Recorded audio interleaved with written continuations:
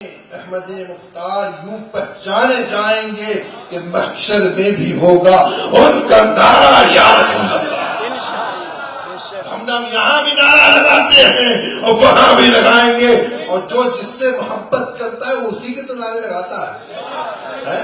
الحمدللہ، تو الحمدللہ ہم سرکار سے محبت کرتے ہیں، اور سرکار کی محبت ایمان ہے، بلکہ ایمان کی جان ہے۔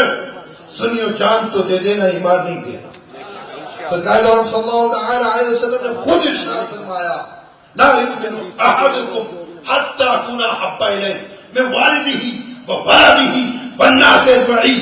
تم میں سے جب تک کوئی مومن نہیں ہو سکتا، ایمان والا نہیں ہو سکتا، جب تک کہ میں اس کو اس کے والدین، اس کی اولاد اور تمام جہاں سے زیادہ محبوب نہ ہو جاؤں۔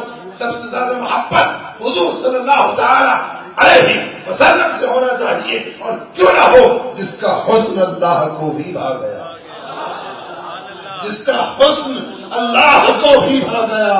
ایسے پیارے سے محبت کیجئے، ارتجا ذکرے شفاعت کیجئے، نار سے بچنے کی صورت کیجئے، دشمن احمد پہ شدت کیجئے، ملحدوں کی کیا مرفت کیجئے، قید میں جل جائے بے دینوں کے دل۔